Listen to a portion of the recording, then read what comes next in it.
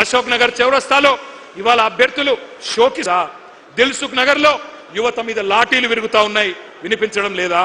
City central library మీద దాడులు, Osmania campus లో నిర్బంధాలు, ఆడబిడ్డలని చూడకుండా అనిత మీద ఆస్మా మీద అర్ధరాత్రి కేసులు అరెస్టులు, ఢిల్లీలో రాజ్యాంగం చేతిలో పట్టుకొని రాహుల్ గాంధీ గారేమో పోజులు, ప్రజాస్వామ్యం అని సుధపూస కబుర్లు. హైదరాబాద్ లో నడిబొడ్డున ప్రజాస్వామ్యం ఖూనీ అయిపోతుంటే పట్టించుకున్నవాడు లేడు. మరి రేవంత్ రెడ్డి గారు ఏం చేస్తున్నారు? ఆయన ఒకటే చేస్తున్నాడు, రాహుల్ గాంధీకి ప్రధానమంత్రి జాబ్ వచ్చేదాకా ఇడిచిపెట్టడట, పని చేస్తాడట. నిన్ను సీఎం చేసింది యువతకు జాబులు ఇవ్వమనా, లేకపోతే నిరుద్యోగి రాజకీయ నిరుద్యోగి రాహుల్ గాంధీకి జాబ్ ఇవ్వమనా?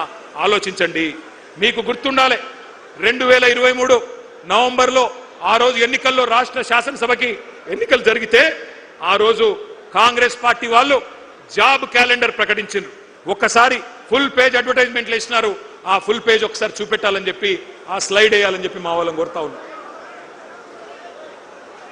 ఇది గుర్తుండాలి మీకు. కాంగ్రెస్ వాళ్ళు నవంబర్ 2023లో వేసిన జాబ్ క్యాలెండర్ అన్ని పత్రికల్లో అవినీతి సొమ్ముతో ఫస్ట్ పేజీలో ఫుల్ పేజ్ అడ్వర్టైజ్మెంట్.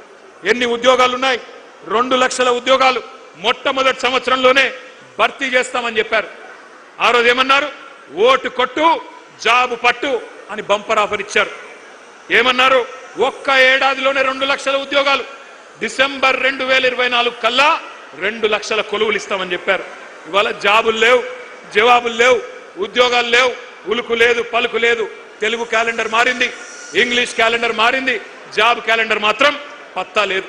ఇంకా ఘోరం ఏంటంటే, అసెంబ్లీ సాక్షిగా, పవిత్రమైన సభ అసెంబ్లీ అంటే, అసెంబ్లీ సాక్షిగా శాసనసభలో ఇచ్చిన జాబ్ క్యాలెండర్ కూడా ఒక చిత్తు కాగితం కింద కూడా పనిచేయడానికి ఇలా అర్హత లేదు. ఆ కాగితానికి జాబులు నింపట్లేదు.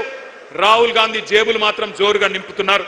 అన్నదమ్ముల అల్మారాలు నింపుతున్నాడు రేవంత్ రెడ్డి, బినామీల బీరువాలు నింపుతున్నాడు. జాబ్ క్యాలెండర్ కు మాత్రం నై నై, స్కామ్ క్యాలెండర్ కు మాత్రం సై సై.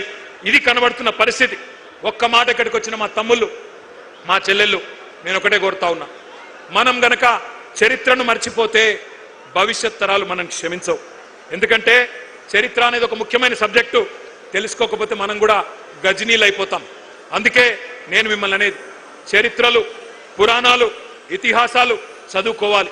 చదువుకోకపోతే దుర్యోధనులు, దుశ్శాసనులే తిరిగి వచ్చి మేమే పాండవులం అని చెప్పి నాకు చెప్పుకుంటారు. ఎవడైతే తెలంగాణ ఉద్యమంలో మనను చావగొట్టిండో, ఎవడైతే మన రక్తం కళ్ళ చూసిండో, వాడే మళ్ళీ పంచి డైలాగులు కొట్టి పంగనామాలు పెట్టి మళ్ళీ ఓట్లు వేయించుకొని పోతారు. అందుకే మన కొలువులు కొల్లగొట్టిన పార్టీ, మన పిల్లలను కాల్చి చంపిన పార్టీ కొత్త వేషం కట్టి కొత్త హామీలు ఇచ్చి ఆ రోజు వస్తే అమాయకంగా నమ్మి ఆగమైపోయింది తెలంగాణ యువత. 1952లో 1969లో తెలంగాణ యువత గుండెల్లో గుణపాలు దింపిందే కాంగ్రెస్ అనే దిక్కుమాలిన పార్టీ, ఇందిరమ్మ రాజ్యం.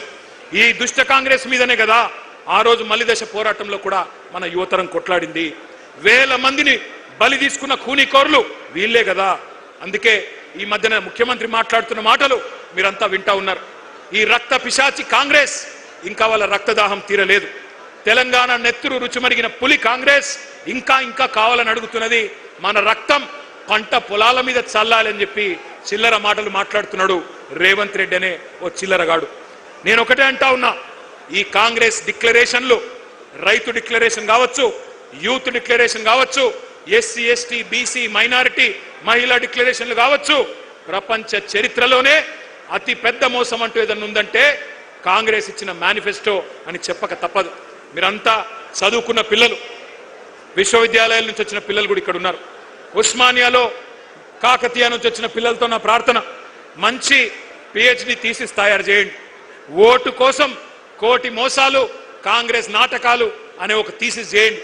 అందరూ కూడా దేశమంతా కూడా తెలిసి రావాలి. ఎంత విచిత్రం అంటే, ఈ మధ్యన కొన్ని మాటలు వింటుంటే నాకే నవ్వు వస్తున్నది.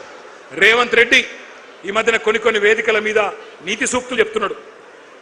మాట శాశ్వతం, అధికారం శాశ్వతం కాదు అని రేవంత్ రెడ్డి అనే దౌర్భాగ్యుడు చెప్తుంటే కూడా వినాల్సి వస్తున్నది. ఏం చేయాల కర్మ.